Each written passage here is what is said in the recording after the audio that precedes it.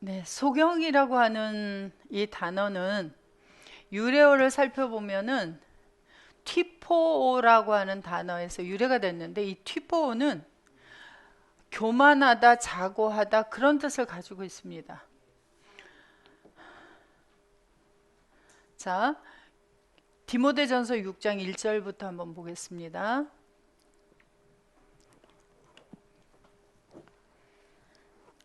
무릇 멍에 아래 있는 종들은 자기 상전들을 범사에 마땅히 공경할 자로 알지니 이는 하나님의 이름과 교훈으로 해방을 받지 않게 하려 함이라.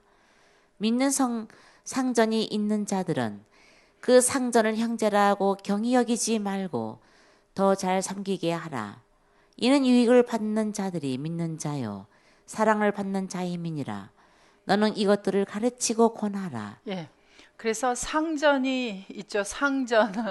상전이라고 번역을 하니까 이게 이제 옛날에 우리나라에 그 종이 있고 상전이 있던 그 시대를 생각하니까 이 상전이란 말이 좀 거북스럽기는 해요. 그죠? 번역이. 그래서 이 상전이라고 하는 말이 뭔지 한번 원어로 한번 봐보죠. 자, 상전이 뭐예요? 뜻이? 데스포테스라고 하는 이 상전은 절대적 통치자, 주인 그런 뜻을 가지고 있죠. 그래서 주인이 있는 자들을 이야기해요. 그런데 어떤 주인이에요? 예, 믿는 주인을 소유하고 있는 자예요. 그래서 믿음이 있는 주인이에요. 우리의 절대적인 통치자는 예수 그리스도 그분이시죠. 자, 주님이 우리들의 통치자인데 왜 이런 얘기를 했을까요? 한글로 다시 돌아가 보세요. 자, 믿는 상전을 가지고 있는 자들은 상전을 형제라고 경히 여기지 말아라 그래요. 그러면 형제 중에서 믿음이 있는 주인을 이야기하는 거죠. 예. 그래서 형제라고 경히 여기지 말고 더 잘 섬기게 하라 그렇게 이야기를 하고 있습니다. 그런데 자, 상전이 또 여러 가지로 바뀌기도 해요. 자, 가정에서는 결혼을 하니까 여자의 주인은 누가 되어져요? 남자의 주인은 누가 되어져요? 그래서 예전에는 이조 시대로 가면 그때 여자들의 주인은 남편이다 그렇게 이야기하는데 남편도 주인이 아내가 되어지는 시대예요, 지금은. 그렇죠? 그런데 둘이 서로가 주인이 되어지니까 서로가 주인을 가지고 있는 사람들이 되어지죠. 그런데 결혼을 했더니 그 다음에 누가 또 생겨났어요? 자식이 생겨났어요. 자식이 생기고 보니까 자, 여자는 아이가 울면 어떻게 해야 돼요? 자, 아이가 배고파서 울거나 아파서 울거나 그럼 모든 일을 다 멈추고 뭐를 하죠? 처음에 자식이 원하는 것을 그 아주 갓난 아기가 원하는 것을 먼저 들어주도록 해요. 그래서 자다가도 몇 번씩 아이가 배가 고파서 울면 이 아기들은 왜 이렇게 3시간에 한 번, 2시간에 한 번 이렇게 먹어야 되는지, 그죠? 또 화장실도 못 가니까 오줌을 싸면 울고 배고프다고 울고 그러면 쿨쿨쿨 자던 엄마가 일어나서 그 아이의 시중을 다 들어주죠. 그래서 누가 주인이 되어져요? 예, 아이가 주인이 되어져요. 저희 집에도 아들이 있는데 보니까 결혼을 했는데 아이들을 위해서 주말을 시간을 다 쓰는 거예요. 주중에는 직장에 나가니까 저녁 시간밖에 못 쓰잖아요. 그러니까 주말의 시간은 직장에 며칠 동안 나가서 힘이 드니까 주말에 쉬어야 되는데 아이들하고 그 시간을 온통 보내는 거예요. 누가 주인이 된 거예요? 아이들이 주인이 되어 있어요. 하나님의 나라에서도 주인이 먼저는 각자에게 오신 예수님이 주인인데 그 주인이 또 누구에게도 가 있어요? 형제에게도 가 있어요. 그러니까 형제들이 다 뭐가 되어져요? 상전이 되어지는데 먼저 말씀을 받은 분도 상전이고 또 내가 가서 복음을 전해서 나온 자도 또 상전이에요. 그래서 이 상전들을 형제라고 가볍게 여기지 말아라. 잘 섬겨라 이 말씀을 하고 계시는 거예요. 자, 그래서 이는 유익을 받는 자들이 믿는 자요 사랑을 받는 자임이니라. 너는 이것을 가르치고 권하라. 누구든지 다른 교훈을 하며 바른 말 곧 우리 주 예수 그리스도의 말씀과 경건에 관한 교훈에 창념치 아니하면 저는 교만하여 아무것도 알지 못하고 변론과 언쟁을 좋아하는 자니 이로써 투기와 분쟁과 회방과 악한 생각이 나며 마음이 부패하여지고 진리를 잊어버려 예. 경건을 교만하여지니까 어떻게 되어져요? 진리를 잃어버려라고 하는 단어를 한번 보겠습니다. 자, 교만하여지니까 진리를 잃어버리는데요. 이 진리를 잃어버리다 하는 단어가 뜻을 보시면은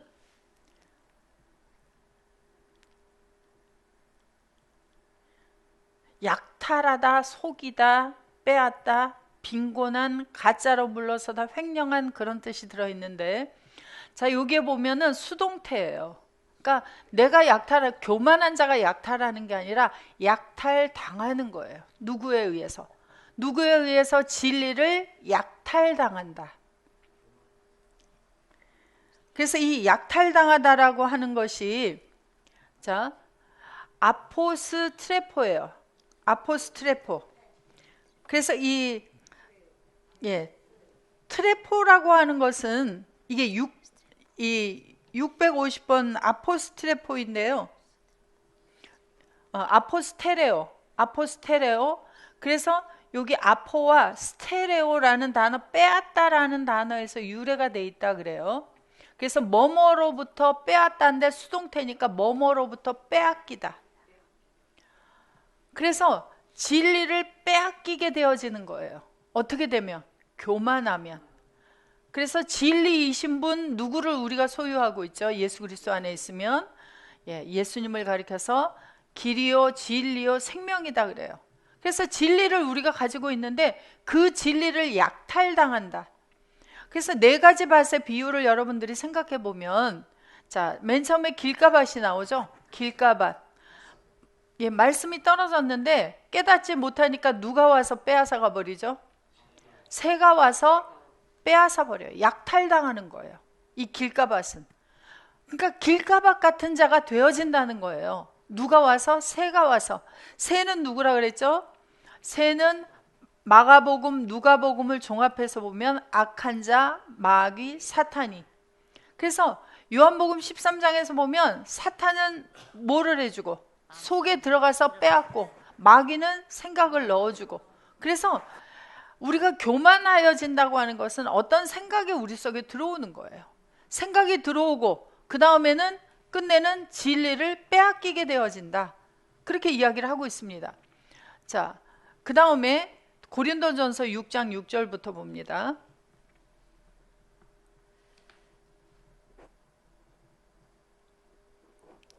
형제가 형제로 더불어 송사할 뿐더러 믿지 아니한 자들 앞에서 하느냐. 너희가 피차 송사함으로 너희 가운데 이미 완연한 허물이 있나니 차라리 불의를 당하는 것이 낫지 아니하며 차라리 속는 것이 낫지 아니하냐. 형제가 형제로 더불어 송사하고 있다 그래요. 그래서 송사하고 있다 그러니까 여러분들이 딱 생각나는 게 있을 것 같은데요. 자, 마태복음에 가면, 마태복음 5장에 가면은 형제로 더불어 송사하는 일이 있게 되어지면 어떻게 되냐. 자, 마태복음 5장 21절부터 보세요.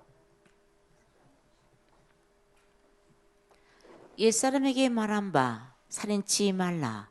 누구든지 살인하면 심판을 받게 되리라 하였다는 것을 너희가 들었으나. 살인에 대해서 계명을 알려주시는데 몇 가지가 나오는지 또 몇 가지 숫자만 세지 마시고 내용은 무엇인지 잘 읽어보겠습니다. 22절. 나는 너희에게 이르노니 형제에게 노하는 자마다 심판을 받게 되고. 첫 번째 뭐하는 자마다 노하는 자. 그 다음에 형제에 대하여 락하라 하는 자는 공회에 잡히게 되고. 두 번째 락하라 하는 자. 락하는 뜻이 뭐예요? 락하? 씨가 없다, 미련하다. 그 다음에 미련한 놈이라고 하는 것은 지옥불에 들어가게 되리라. 미련하다 하는 것은 모래. 미련한 자다. 형제를 보고 너 텅 비었어는 뭐예요? 머리가 텅 비어서 뭐 세상 머리가 나빠 이야기하는 것이 아니라 너는 호로고스 씨를 가지고 있지 않은 사람이야는 뭐예요? 너는 하나님 나라에 들어가지 못할 사람이야 라고 심판해 버리는 거예요. 이것이 바로 살인하고 있는 거예요. 우리는 끝까지 뭘 해줘야 돼요? 비탄감을 해줘야 되는데 너는 틀렸어 이러는 거예요. 그래서 형제를 대하여서 노하는 자, 락하라고 텅 비었다고 하는 자, 너는 미련한 놈이야 라고 하는 건 뭐예요? 너는 말씀대로 살지 아니하고 너는 모래 위에 집을 짓는 멸망할 존재야 라고 이야기를 하는 거죠. 그 다음에 그렇게 하는 사람은 지옥불에 들어가리라. 그 다음에 네 번째, 예물을 제단에 들이다가 거기서 내 형제에게 원망 들을 만한 일이 있는 줄 생각나거든. 자, 원망 들을 만한 일이 생각나거든. 형제끼리 왜 원망 들을 만한 일이 생겨날까요? 자, 형제를 대해서 락하라 하고 모래라 하고 형제를 대해서 노하니까 원망 들을 일이 생겨요, 안 생겨요? 생겨나게 되어져요. 그래서 원망 들을 만한 일이 생겨나거든. 재물을 드리려고 하지 말고 뭐 하고 오라? 예물을 제단 앞에 두고 먼저 가서 형제와 화목하고 그 후에 와서 예물을 드리라. 또 형제의 재물을 내가 빼앗아 와버렸어요. 그러면 어떻게 돼요? 형제의 소유를 내가 빼앗아다가 그걸 내가 재물로 드리려고 해, 하나님 앞에. 그러면 원망 듣겠죠. 예. 그래서 형제들끼리 살다 보면 별별 일이 많아요. 모여서 살다 보면. 그 다음에 자, 다섯 번째, 너를 송사하는 자와 함께 길에 있을 때에 급히 사화하라. 그 송사하는 자가 너를 재판관에게 내어주고 재판관이 가네에게 내어주어 옥에 가둘까 염려하라. 송사하는 자, 자, 송사하는 자가 왜 생길까요? 마태복음 18장에 보니까 내가 1만 달란트 빚을 졌는데 주인이 이 빚을 다 또 탕감해 주셨어요. 그런데 내가 가다가 100데나리온 빚진 자를 만났어. 너 빚을 내놔라 하니까 아이고 갚을 것이 없습니다 하니까 아니 왜 여태도 그거 못 만들었어 하고 갔다가 옥에다 가둬버렸어요.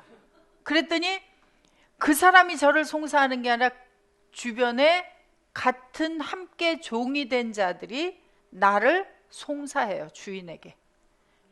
저 사람이 주인이 1만 달란트나 빚을 탕감해 주었는데 저는 가서 빚탕감을 안 해줍니다 하고 저를 송사해요. 그래서 그런 송사하는 일이 있으면, 일을 만들고 있으면 제가 뭐라는 거예요? 살인하고 있다는 거예요. 누구를 죽인 거예요? 100데나리온 빚진 자를 죽이고 있는 일이다. 그렇게 말씀을 하고 계세요. 그래서 나를 옥에다 가두어서 빚을 다 갚도록 그 옥을 나오지 못하게 한다. 참 감사한 것은 저를 버리지 아니하시고 빚을 갚도록 해주신다는 거예요. 1만 달란트 빚탕감을 받은 자는 또 빚을 갚을 기회를 또 주시는 거예요. 그러니까 형제를 대하여, 그래서 이 말씀이 왜 나오냐면 자 15절부터 한번 봐보세요. 15절로 올라가 보세요.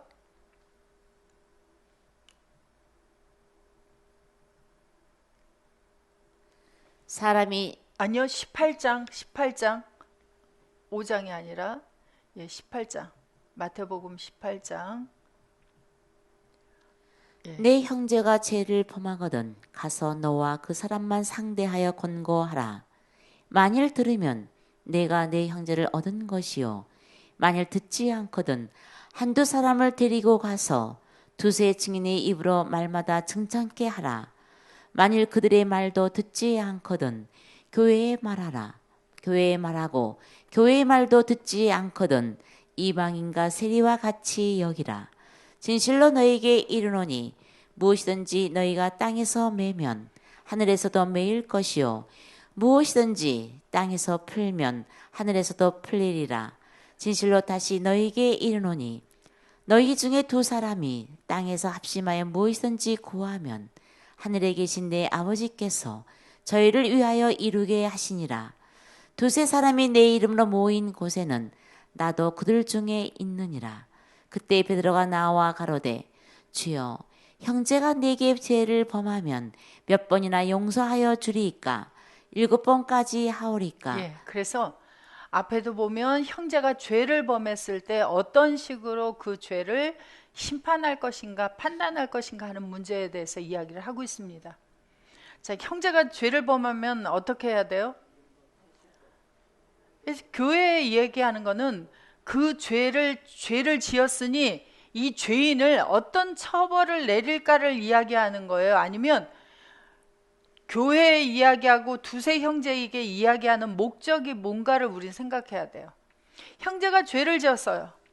죄를 지었는데 죄를 판단하기 위해서 모이는 것도 있겠지만은 그 죄인을 어떻게 돌이키게 할까를 이야기하는 거예요. 그것이 먼저죠. 하나님의 나라는. 그래서 뒤에 보면 1만 달란트 빚진 자는 1만 번을 빚을 졌어도 그것을 계속 탕감해 주었다고 하는 것은 뭐냐면 1만 번이나 죄를 범하였어도 그를 계속 용서하고 돌이키게 하는 일을 해주신 거죠. 그래서 형제가 죄를 범하면 몇 번이나 그 죄를 탕감해 줘야 됩니까? 하는 문제를 이야기를 하는 거예요. 그래서 우리는 형제가 죄를 범할 때 그 죄를 심판하는 자가 되는 것이 아니라 그를 돌이키게 하는데 어떻게 해서 그를 돌이키게 할 것인가를 그를 다시 그리스도 예수 안에 있는 자로 만들어주는 것이 온전한 죄를 용서하는 일이지 그의 죄가 어떠하니까 이 사람을 어떤 처벌을 할 것인가 그런 이야기를 하시는 것이 아니죠.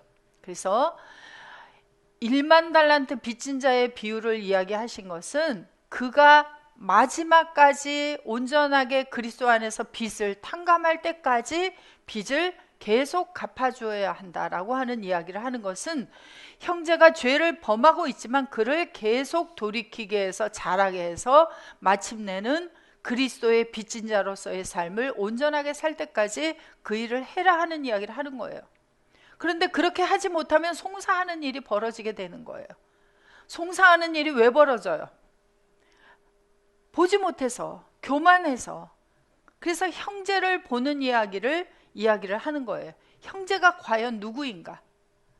형제가 그리스도 안에 있지 않다면 그는 그리스도 안에 있도록 하는 기회를 주고 그래도 받아들이지 않으면 그건 하나님 앞에 맡겨야지 어떻게 할 수가 없는 거잖아요. 그러나 우리는 말씀 주는 일은 끝까지 해야 한다라는 이야기를 마태복음 18장에서 하고 계십니다. 자, 그래서 마태복음 23장 16절에 가보면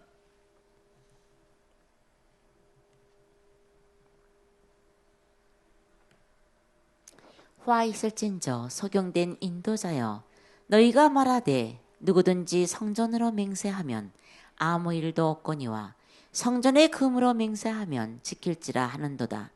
음행이요 소경들이요, 어느 것이 크뇨? 그 금이냐? 금을 거룩하게 하는 성전이냐? 예. 자, 소경된 인도자들은 교만하여서 주님이 직접 오셨지만 주님을 볼 수가 없었습니다. 그래서 예수 그리스도를 보지 못하는 그들이 예수님이 중요해요? 형제가 중요해요? 뭐가 더 중요해요? 성전의 금이 더 중요하다는 거예요. 자, 우리도 이제 집안에서 어떤 일이 있을 때 자녀를 기르면서 집에 중요한 아주 비싼 도자기가 하나 있습니다. 그 아이가 놀다가 그만 어린아이 때 놀다가 그 비싼 도자기를 그만 깨트려 버렸어요. 집에 가보로 물려오는 것인데, 자, 여러분들은 어떻게 하실 겁니까? 그때에 딱 아이고 이 도자기가 깨졌네부터 하실 거예요? 내 아이가 그 도자기로 인하여 다쳤는지 안 다쳤는지 그거부터 염려하실 거예요. 현명하신 재판관들이요. 예. 자, 남편이 사업을 하다 망했어요.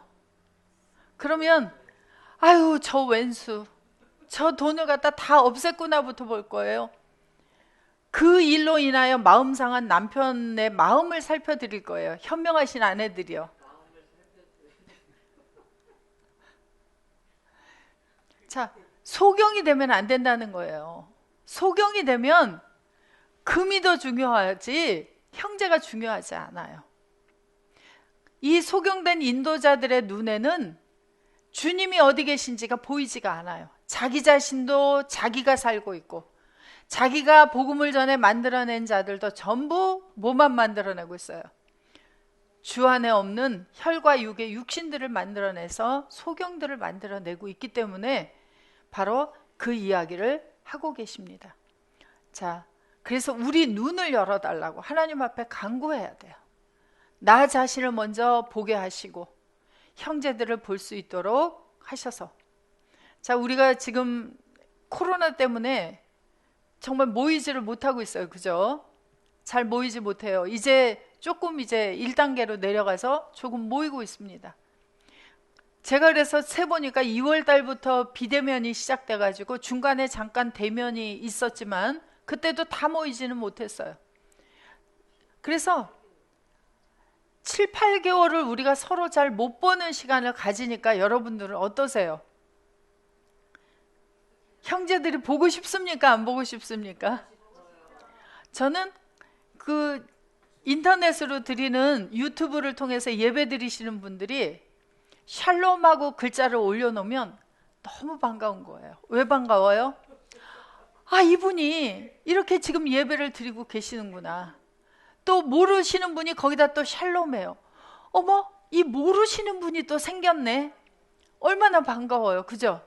그래서 정말 이 기간을 주신 것은 우리 한 사람 한 사람이 서로에게 얼마나 소중한 분이라고 하는 것을 깨닫게 하는, 철저히 깨달으라고, 형제의 소중함이 얼마나 귀한지를 알라고 이런 기간을 허락하셨나 보다, 그런 생각도 해봐요. 그래서 우리의 눈이 소경이 되지 않고 열려서 서로가 서로를 잘 볼 수 있는 그런 눈뜬 사람들만 모이는 그런 곳이 되었으면 좋겠어요. 소경이 들어왔다가 눈을 뜨게 되어지는 곳이죠. 자, 그 다음에 세 번째 이제 병자는 절뚝발입니다. 절뚝발이라고 하는 단어는 콜로스예요. 그래서 이 절뚝발이는 이제 신약에도 있고 구약에도 있는데요. 물론 다른 단어도 그렇습니다만은. 자, 첫 번째 히브리서 12장 13절을 한번 가보겠습니다.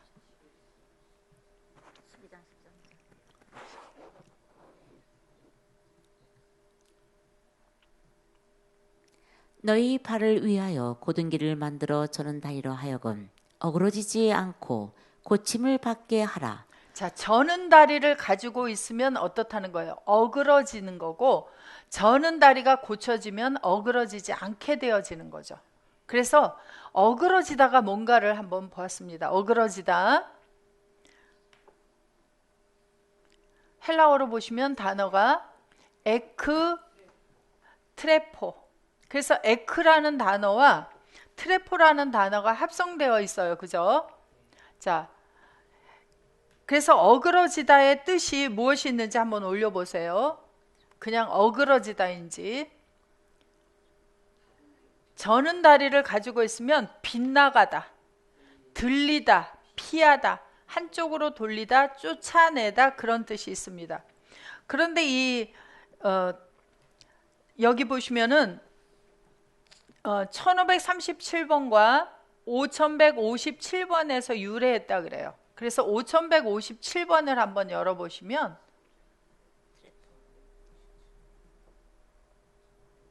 자, 5157번은 트로페라는 단어인데 돌다가 있고 혁명, 회전 이런 뜻을 가지고 있습니다. 그러니까 어그러지는 것은 단지 빗나가는 것이 아니라 회전해서 돌아버리게 되어지는 거예요.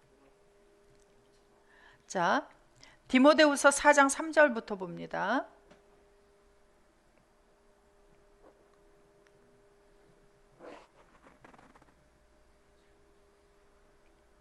딤후 4장 3절.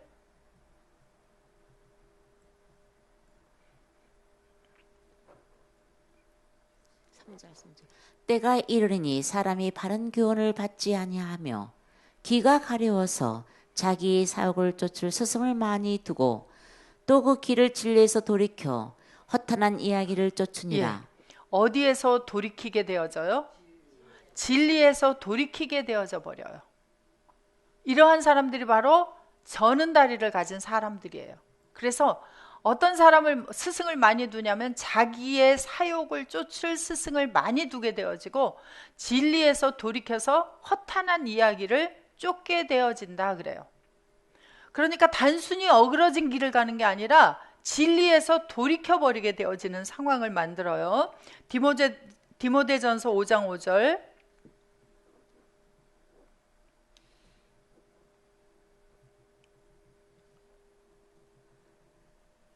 참 갑으로서 외로운 자는 하나님께 소망을 두어 주야로 항상 간구와 기도를 하거니와.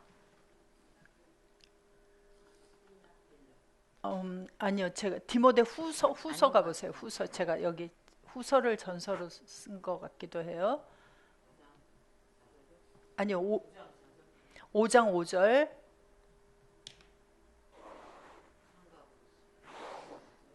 아니요. 그러면 여기 사전에 제가 장절을 어떻게 잘못 썼네요. 사전에 5157번 5157번 성구사전.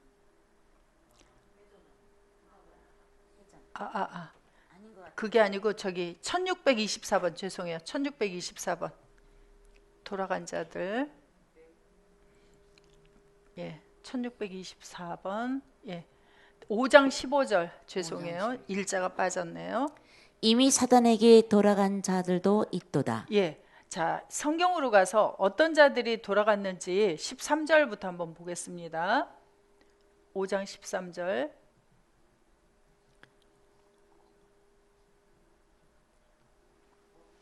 또 저희가 게으름을 익혀 집집에 돌아다니고 게으를 뿐 아니라 망령된 편론을 하며 이를 만들며 마땅히 아니할 말을 하나니 그러므로 젊은이는 시집가서 아이를 낳고 집을 다스리고 대적에게 해방할 기회를 조금도 주지 말기를 원하노라. 이미 사단에게 돌아간 자들도 있도다.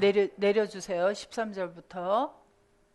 그러니까 지금 어그러진 길을 가고 있는 행위가 뭐냐면 게으름을 익혀서 집집에 돌아다니고, 그러니까 자, 요새는 코로나 때문에 집집에 못 돌아다니면 뭐로 돌아다닐 수 있어요? 전화로만 하나요? SNS로도 하나요? SNS로도 집집마다 돌아다니죠? 그러니까 내가 직접 가는 것보다 수많은 집들을 돌아다닐 수 있죠? 근데 자 보세요. 게으름을 익혔는데 어떻게 집집이 돌아다녀요? 생각을 해보세요. 부지런해야 돌아다니지. 이거는 하나님 나라의 부지런함이 아니라는 걸 얘기하는 거예요. 어느 쪽에서 부지런하고 있어요? 어그러진 길로 가서 부지런하고 있는 거예요. 그래서 집집이 돌아다니면서 게으를 뿐 아니라 하나님의 복음 그리스도 예수 안에서 함께 웃어 함께 지체 약속에 참여하는 자들을 만드는 데 부지런하지 아니하고 다른 말로 지금 허탄한 말로 지금 부지런하고 다니고 있는 자들을 게으르다 그렇게 이야기를 하고 있는 거죠. 망령된 편론을 하며 이 일을 만들며 보세요. 게으르지 않아요. 부지런히 망령된 편론을 하고 이 일을 만들고 마땅히 아니할 말을 부지런히 하고 있어요. 그러니까 젊은이는 시집가서 아이를 낳고 어느 쪽으로 시집가서 아이를 낳아야 돼요? 새롭게 되어진 자. 누구에게? 그리스도에게 시집간 새롭게 되어진 자는 주님과 함께해서 아이를 낳고 집을 다스리고 대적에게 회방할 기회를 조금도, 나를 대적들이 회방할 기회를 조금도 주지 않는 건 어떤 거예요? 주님과 함께해서 주님에 의해서 주님 안에서만 살아가는 일을 하라는 거죠. 그러면서 이렇게 지금 어그러진 길을 살고 있던 그런 사람들 중에 사탄에게 돌아간 자도 있다 그렇게 이야기를 하고 있는 거예요. 그러니까 자, 어그러진 길을 가는 자들은 바로 저는 다리를 가지고 있는 자들이고 그들은 결국 진리에서 돌이켜서 사탄에게로 돌아가 버리는 그러한 삶을 살게 되어진다는 것을 말씀하고 있습니다. 자, 구약에서 사전으로 가셔서 구약의 6455번이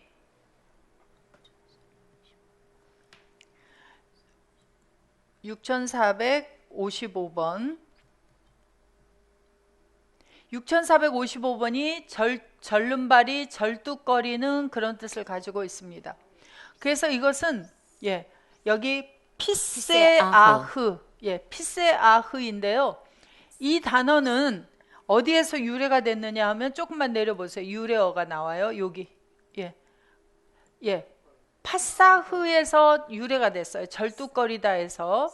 그래서 자 여기 보시면 레위기 21장에서 보시면 절뚝발이나 흠이 있는 자들은 여호와께 가까이 하지 못하는 자들이에요. 자 그리고 자 절뚝거리는 에서 보시면은 잠언 26장 7절을 한번 열어보겠습니다.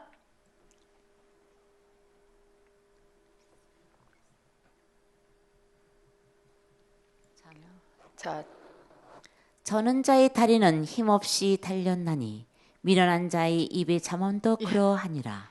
자, 저는 자의 다리가 몸에 이렇게 힘이 있게 잘 연결이 되어 있으면 힘을 받아서 단단할 텐데 그렇지 못한 것처럼 미련한 자의 입에 잠언도 그러하다 그래요. 그래서 이 잠언이라고 하는 것이 마샬이에요. 여러분들 이제 목요일 날 배우는 신약 성경, 헬라어로 보는 신약 성경을 공부하다 보면 비유라는 걸 배우게 되어지는데, 비유라고 하는 것이 신약에서는 파라볼레, 구약으로 가면 마샬이라고 하는 단어가 나와요. 그래서 성경이 전체가 다 마샬이죠.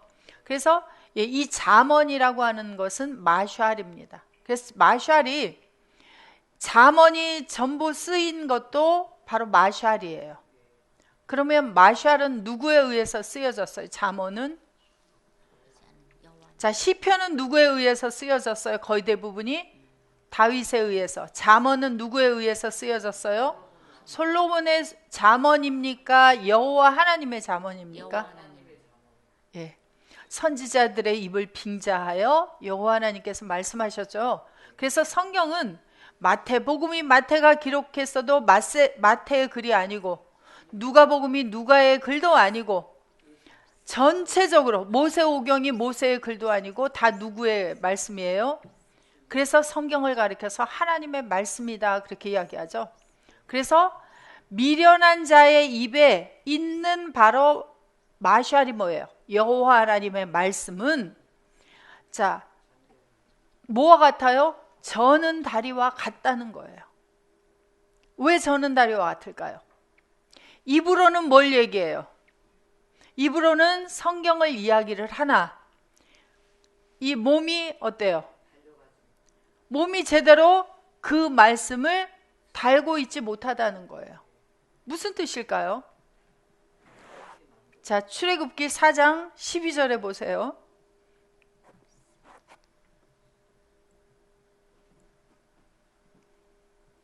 이제 가라. 내가 네가 함께 있어서 할 말을 가르치리라. 모세가 가로되 주여 보낼 만한 자를 보내소서. 여호와께서 모세를 향하여 노를 발하시고 가라사대 레위 사람 내 형 아론이 있지 아니하뇨. 그의 말자람을 내가 아노라. 그가 너를 만나러 나오나니 그가 너를 볼 때에 마음에 기뻐할 것이라. 너는 그에게 말하고 그 입에 말을 주라. 내가 내 입과 그의 입에 함께 있어서 너의 행할 일을 가르치리라. 예. 자, 여호와 하나님께서 모세의 입에 말씀을 주셨습니다. 그래서 모세는 하나님께서 말씀을 주시면 가서 전했어요. 그리고 아론은 그 모세로부터 주어진 말씀을 받아서 가서 전했습니다. 그런데 그렇게 오지 아니한 말씀을 가서 말을 할 때는 어떻게 되어지나요? 제사장들이. 그래서 제사장 중에 반역을 일으킨 자들이 있었죠. 모세 너만 제사장이냐? 아론 너만 제사장이냐? 그리고 누구도 있었어요. 고라의 후손들도 있었고, 반역을 일으킨 자가. 또 형제 중에서 미리암이 있었죠. 미리암도 그러니까 누구 지파예요? 미리암도 레위 지파. 레위 지파인데 모세도 레위, 아론도 레위, 미리암도 레위.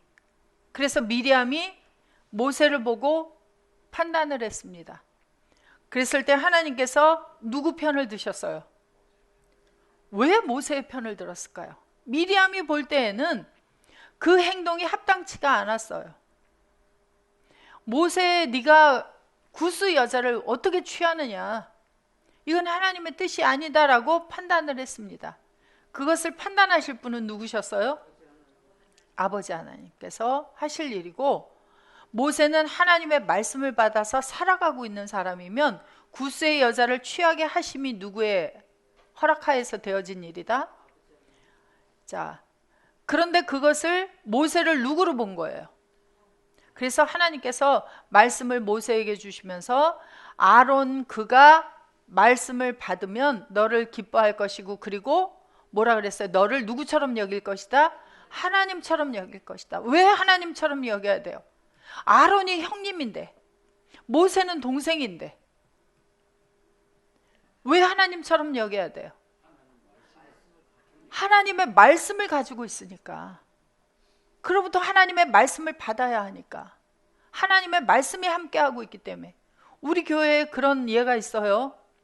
담임 목사님이 계시죠? 자, 담임 목사님 동생이 장로님이세요. 그러면 교회 서열로 보면 누가 더 위에요? 형님이 아래 계세요. 그러면 깍듯하게 누구로 섬겨요? 담임 목사님으로.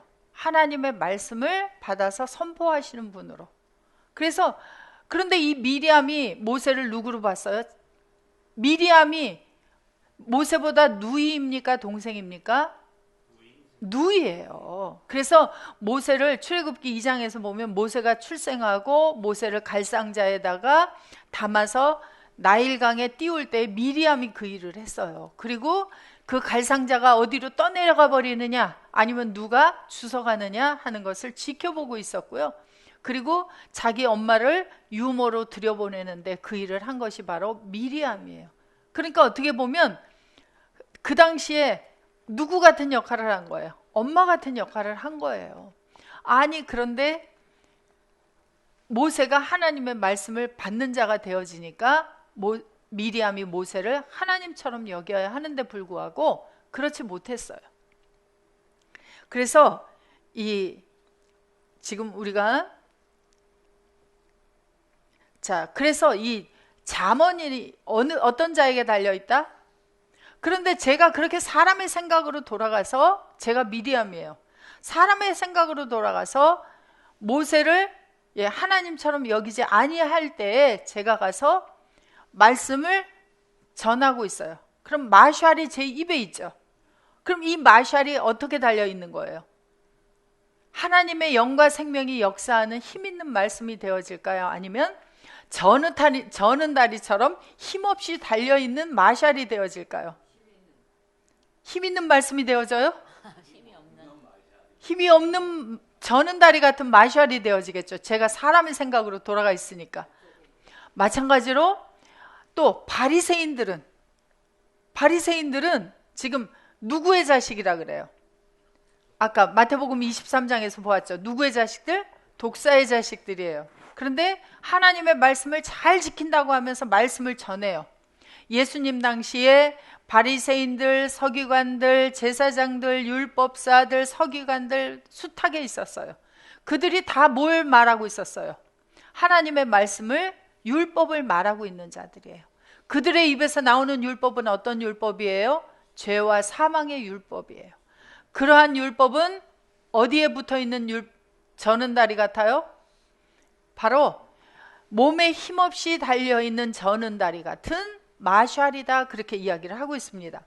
그래서 단지 사람에게 붙어있는 저는 다리를 이야기하는 것이 아니라 하나님의 말씀, 성경을 이야기를 하나 그 말씀이 말씀되어진 자가 말씀을 증거하는 것과 말씀 안에서 말씀과 함께 말씀에 의해서 전하는 말씀은 힘있는 말씀, 영과 생명의 말씀이 되어지지만 혈과 육의 육체를 가지고 독사의 자식이 되어 있으면서 하나님의 말씀을 말하고 있다면 그것은 저는 다리와 같다, 그렇게 이야기를 하고 있습니다.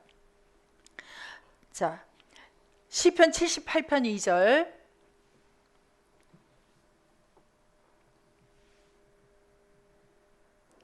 내가 입을 열고 비유를 베풀어서 옛 비밀한 말을 발표하리니 이는 우리가 들은 바요 아는 바요 우리 열조가 우리에게 전한 바라. 예. 그래서 이 비유를 우리가 입을 열어서 말을 하지만 그것은 누구로부터? 우리의 열조, 누가 우리에게 전해준 말씀이에요? 그래서 기록된 말씀도 있지만 우리의 열조의 입을 통해서, 하나님의 입을 통해서 내려오는 말씀도 있습니다. 자,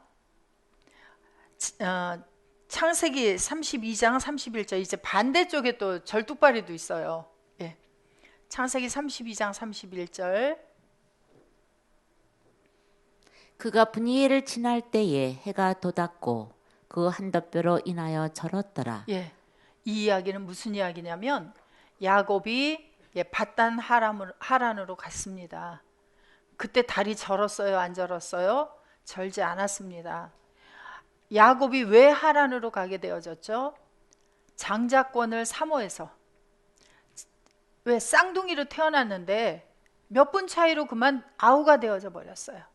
몇 분 차이로 장자권을 가질 수가 없었어요. 그래서 그 장자권에 대한 사모함으로 그가 기회를 타고 있다가 형 에서가 사냥 갔다가 배가 고파서 돌아왔을 때 그만 팥죽을 쓰고 있던 이 야곱이 팥죽 한 그릇에 그 장자권을 사버렸습니다.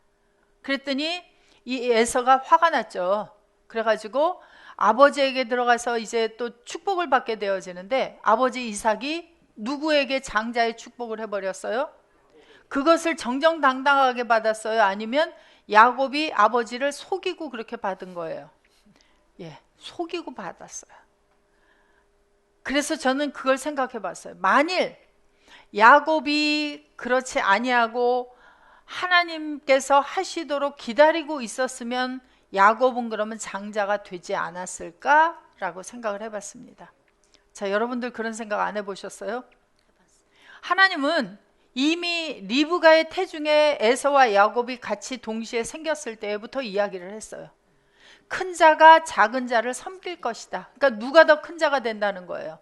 작은 자가 더 큰 자가 될 것이라는 것을 이미 말씀하셨어요. 하나님은 말씀하셨으면 하나님의 방법대로 해가시겠죠.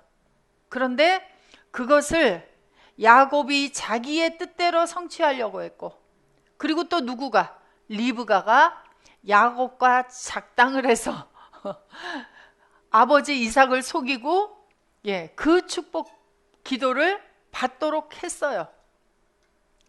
그렇게 하지 않았다면 어떻게 했을까, 하나님이?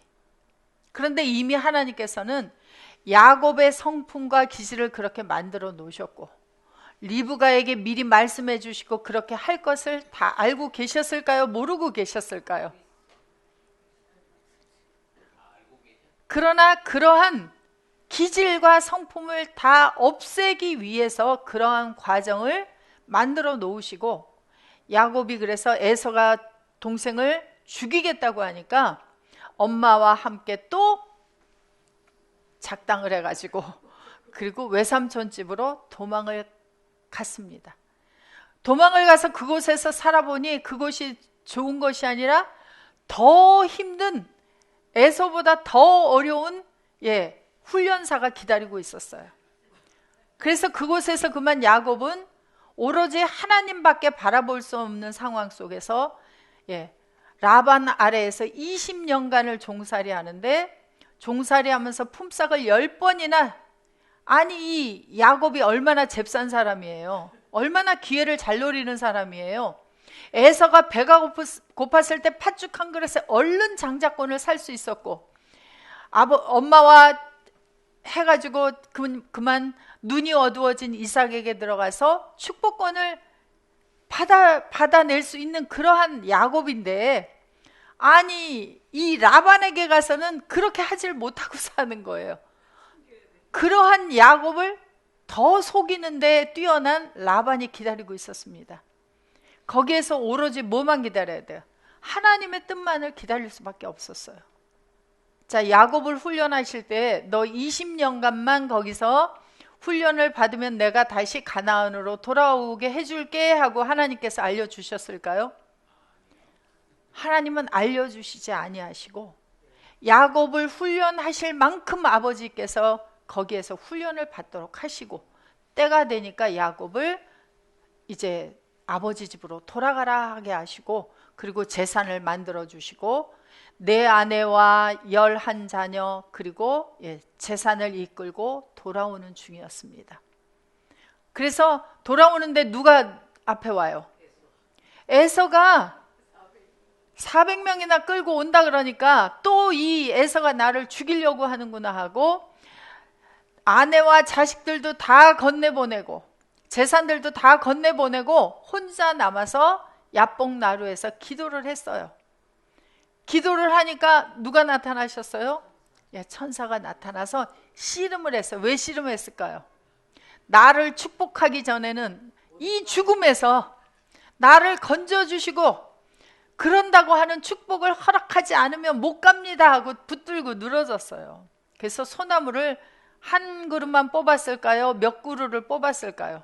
그러는데 하나님께서는 정말 야곱을 긍휼히 여기셔서 왜? 하나님의 계획이 뭐예요?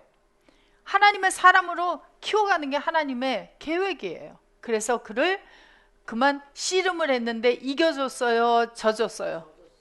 져주시고 대신에 야곱의 환도뼈를 쳐서 절게 만들었다 그래요. 자, 그 이전까지는 어떤 사람이었어요?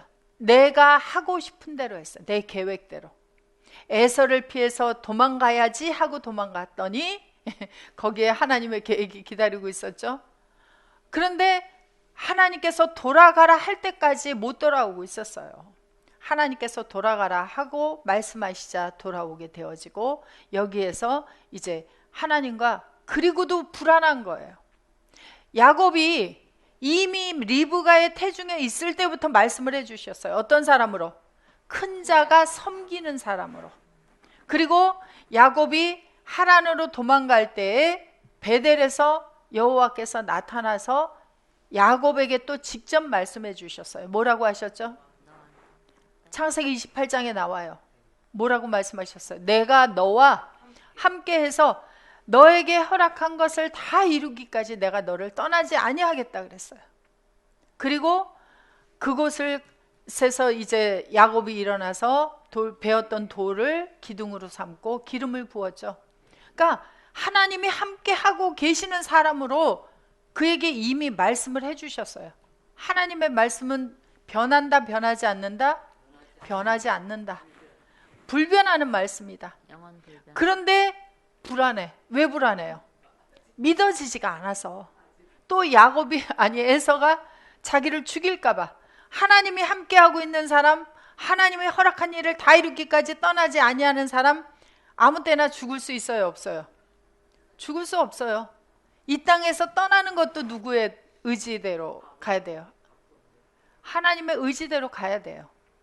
그 이전까지는 못 가요. 자, 하나님의 사람인 우리들도 그렇게 하나님께서 인도하고 계세요. 그러니까 자, 다리를 절게 하시고 하나님께서 그에게 뭐라고 말씀을 하시느냐 하면 다시 창세기 32장 가세요. 31절 보시면 자, 그가 절개되어지고 나서 자, 그가 그 사람의 분이엘을 지날 때에 그 사람이 야곱이 한도뼈 큰 힘줄을 친 고로 이스라엘 사람들이 지금까지 한도뼈 큰 힘줄을 먹지 아니하더라. 자, 여기에서는 야곱이죠. 그런데 조금만 내려보세요. 여기 내려보세요. 자, 한두 절만 더 내려. 그 사람이 가로되 내 이름을 다시는 야곱이라 부를 것이 아니요 이스라엘이라 부를 것이니 이는 내가 하나님과 사람으로 더불어 겨루어 이기었음이니라. 그러니까 다리를 절개되기 이전의 사람은 야곱이었으나 다리를 절개된 후에는 이스라엘이 된 거예요. 야곱으로 살던 사람은 사기꾼이었습니다. 이스라엘이라고 하는 뜻은 뭐예요? 하나님의 사람이죠. 하나님의 사람. 예. 하나님과 겨루어 이긴 게 아니라 하나님이 이기도록 해주는 사람. 그죠? 하나님이 이기도록 해주는 사람이 이스라엘이에요. 자, 여러분들은 누구의 사람입니까? 이스라엘이죠? 그러면 여러분들을 하나님이 이기게 해주실 거죠? 그래서 너희는 악을 악으로 갚지 말고 오직 악을 선으로 갚아라 그래요. 왜? 결국은 우리가 이길 것이기 때문에, 하나님이 이기게 해주실 것이기 때문에. 그래서 바로 우리들도 이스라엘, 그리스도 안에서 이스라엘이 되기 이전까지는 절던 사람이었어요. 그때가 어그러진 길을 가던 사람이었어요. 하나님의 길을 가도록 하기 위해서 육신의 생각을 버리는 바로 그러한 사람으로 만들어 주신 것이 바로 뭐예요? 다리를 절게 만들었다 그래요. 그래서 사람의 생각으로 가고 싶어도 못 가. 이제 계속 어느 쪽으로만 가는 사람을 만들어 버리셨어요. 하나님의 사람 쪽으로 살도록 돌려버렸다. 그것이 바로 어그러진 길을 가는 것이 아니라 돌려버렸다. 그래서 완전히 회전하도록 만드는 것이 바로 들어있습니다. 자, 쉬었다가 다음 시간에 이어서 보도록 하겠습니다.